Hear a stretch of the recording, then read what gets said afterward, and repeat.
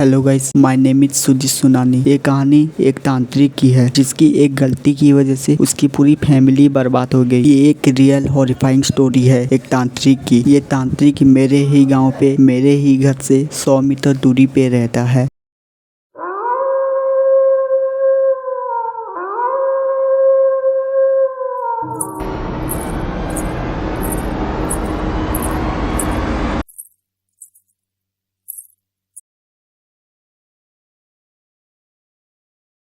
इसके फैमिली में सब खुश थे, सब कुछ सही चल रहा था। इस काम में बहुत नाम कमा लिया था। उसका नाम था रतन साहू, लेकिन लोग प्यार से इसे रतन बाबा कहकर पुकारते थे। इसके फैमिली में इसका वाइफ और एक लड़का लड़की थे। उसका लड़का मेरे से 3 साल छोटा था और उसकी बेटी को हाई स्कूल पे दीदी करके पुकारता था। रतन बाबा का फादर रतन से भी बड़ा तांत्रिक था और उसने सिद्धियां भी प्राप्त कर रखा था, लेकिन बहुत पहले रतन के पापा का डेथ हो गया था। रतन ने उससे पहले तांत्रिक विद्या, तंत्र मंत्र सब कुछ सीख लिया था और उसने सिद्धि भी प्राप्त कर रखा था। वो पूजा पाठ अपने घर में एक रूम में अकेले करता था। उस रूम में उसके बिना और कोई नहीं जाता था। इसके साथ उसने हमारे गांव के नदी के पास एक जंगल में पूजा स्थान बनाया था और वहाँ पर भी पूजा करता था। ये बात को याद रखना, ये लास्ट पे आने वाला है। उसका नाम बहुत दूर दूर गांव तक पहुंच गया था। उसके घर के बाहर हर एक दिन एक नई गाड़ी होता था जिसमें लोग अपनी समस्या का हल निकालने के लिए आते थे और उसके काम की वजह से लोग उसे मानते भी थे। वो पहले अपने घर में पूजा करता था, उसके बाद जंगल पे जाके पूजा करता था। वो जिस देवी को मानता था साल में एक बार बलि भी देता था। और कुछ लोगों को पूछने के बाद ये पता चला कि वो अपनी जांघे का खून भी उस देवी को चढ़ाया करता था। उसे हाफ शर्ट पैंट पहनना बिल्कुल पसंद नहीं था क्योंकि उसकी बॉडी पे बहुत सारे कट लगे थे और वो किसी को दिखाना नहीं चाहता। 2012 तक इसके लाइफ में सब कुछ बिल्कुल सही चल रहा था। फिर 2012 से रतन के साथ जो हुआ वो बहुत ही हॉरिबल था। रतन की वजह से पूरा गाँव बहुत ज्यादा डरा हुआ था। घर से कोई अकेले निकलता तक नहीं था। आप सोच रहे होंगे कि रतन बहुत ही कम साल तांत्रिक पाठ किया है, लेकिन ऐसा नहीं है। मैं जब 5 स्टैंडर्ड पे था, ये तब की स्टोरी है और उससे 10-15 साल पहले से ही रतन बाबा तांत्रिक पाठ करते आ रहा है। एक रात रतन बाबा बहुत ज्यादा खुश था और उसकी देवी को बलि चढ़ाने का टाइम भी आ गया था। वो देवी के पास गया, फिर देवी ने जो उससे बोला ये सुन के उसकी होश ही उड़ गई। देवी ने उसके सामने आभास होके बोला, मुझे इस बार किसी पशु का खून नहीं चाहिए। देवी ने बोला, मुझे तेरे घर के किसी सदस्य का खून चाहिए, उसके बेटे का। ये बात सुन के रतन के होश ही उड़ गए। फिर रतन ने बोला, इसके अलावा तुझे जो चाहिए मैं हो दूंगा, लेकिन ये मत मांग। रतन बहुत ज्यादा स्ट्रेस में आ गया था। वो बहुत ज्यादा डर गया था कि अब वो आगे क्या करेगा। उसने ये बात किसी को भी नहीं बताया। फिर वो कुछ दिन पूजा पाठ करना बंद कर दिया। वो जिस जंगल पे पूजा करता था रात के समय, वहाँ से बहुत ही भयंकर आवाजें आने लगे थे। लोगों को ये बात पता चल गया था कि अब वो पूजा पाठ नहीं कर रहा, लेकिन किसी को कुछ पता नहीं था कि वो पूजा क्यों नहीं कर रहा। उसके घर में भी बहुत सारे अशुभ चीजें होने लग गए थे। एक दिन रतन के फैमिली और उसके फादर इन लॉ के कुछ लोग वो किसी मंदिर या कहीं पे घूमने के लिए गए थे। मैटर ये नहीं करता कि वो कहाँ पे गए थे, मैटर ये करता कि उनके साथ जो हुआ बहुत गलत हुआ। उन्होंने 2 बोलेरो बुक किया था। एक में सूरज के मामा और उसकी बहन और कुछ फैमिली के मेंबर बैठे हुए थे और एक गाड़ी पे सूरज और कुछ बड़े लोग बैठे हुए थे। सूरज जिस गाड़ी पे बैठा था उस गाड़ी का कलर रेड था। वो सारे लोग घूम फिर के वापस घर आ रहे थे और अचानक से उनके साथ एक ऐसा हादसा हुआ जो बहुत ही भयंकर था। सूरज जिस गाड़ी पे बैठा था वो गाड़ी अचानक से एक्सीडेंट हो गया। जो गाड़ी एक्सीडेंट हुआ था उसमें बैठे लोगों का मेजर इंजरीज भी नहीं हुआ था और उसी एक्सीडेंट पे सूरज की जान चली गई। आसपास के सारे लोग भी बोल रहे थे गाड़ी तो इतना स्लो था, फिर उस बच्चे की जान कैसे चली गई। सारे लोग रतन बाबा को ब्लेम कर रहे थे कि ये उसकी वजह से हुआ है क्योंकि वो बहुत दिनों से पूजा पाठ नहीं कर रहा था। लोग कहते कि आप किसी देवी को मान रहे हो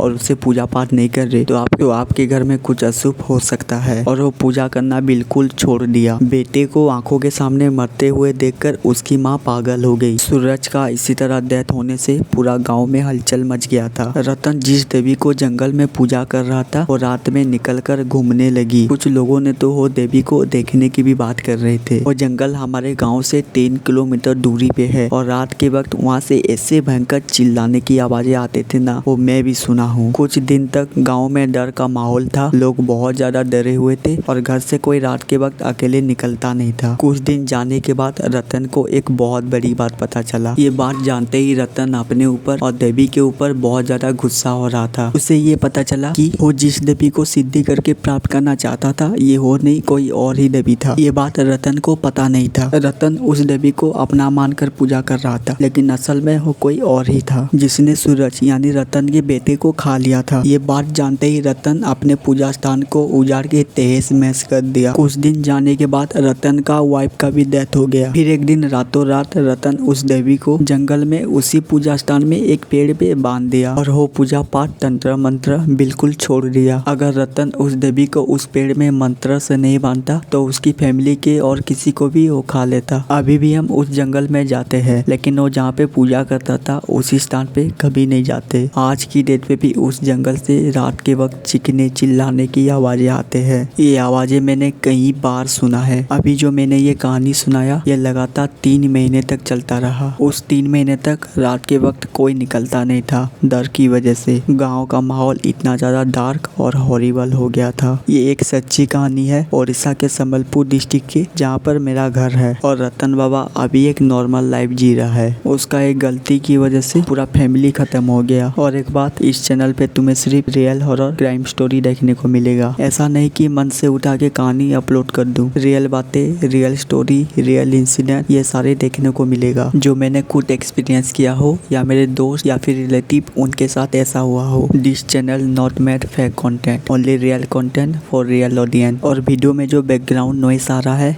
ये मेरा पंखा का है, इसे अवॉइड करना। मेरे पास कुछ मनी आ जाए then I definitely purchase a new mic for my YouTube videos. अगर रतन का स्टोरी तुम्हें अच्छा लगा तो वीडियो को लाइक और चैनल को सब्सक्राइब जरूर कर देना। तुम्हारा एक सब्सक्राइब से मेरा पूरा करियर बन सकता है। तो मिलते हैं अगले एक रियल बातें, स्टोरी, इंसिडेंट के साथ।